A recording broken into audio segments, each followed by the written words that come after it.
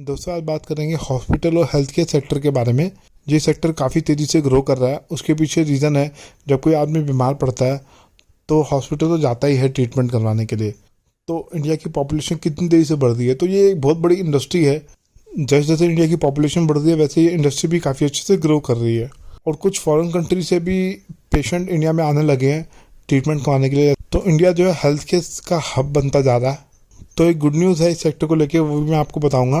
तो दोस्तों अगर कोई बीमार पड़ता है तो एक तरीका है कि वो उसके बाद हेल्थ पॉलिसी है, वो हॉस्पिटल जाएगा, जो भी सर्जरी उसकी होनी है तो जो पेमेंट होगा वो इंश्योरेंस कंपनी पे करेगी।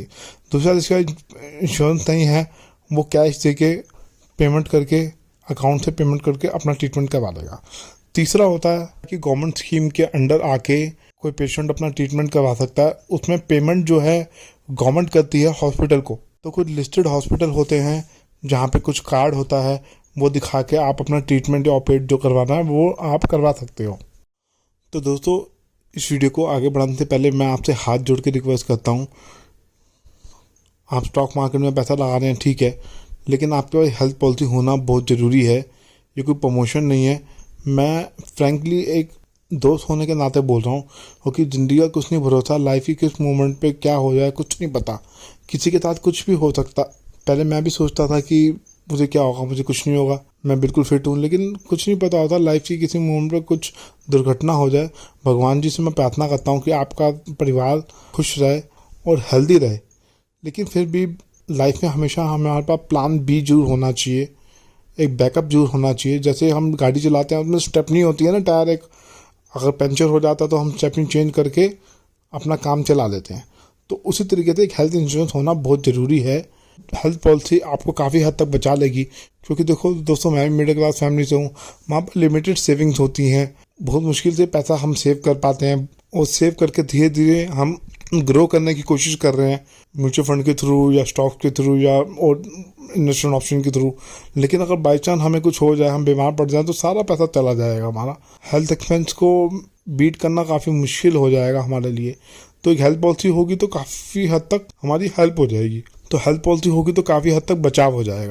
तो इस सेक्टर को लेकर गुड न्यूज़ ये है कि जो बेसिकली सेंट्रल गवर्नमेंट है, तो सेंट्रल गवर्नमेंट की जो हेल्थ स्कीम है उसके जो रेट होते हैं जो सारे हॉस्पिटल के साथ जो लगाते हैं वो उसके जो प्राइस हैं वो अभी हाइक करने वाले हैं। तो अराउंड 2000 से ज़्यादा जो ट्रीटमेंट हैं वो इसके अंदर कवर हो जाएंगे। तो 10-11 साल के बाद ये प्राइस जो है हाइक होने वाले हैं और ये 13 अक्टूबर से स्टार्ट होने वाला है। तो बेसिकली स्कीम के अंदर 20% तक प्राइस हाइक होने वाले हैं। जहाँ 1000 पहले 1 लाख रुपये मिलता था वहाँ 1,20,000 रुपये मिलेगा।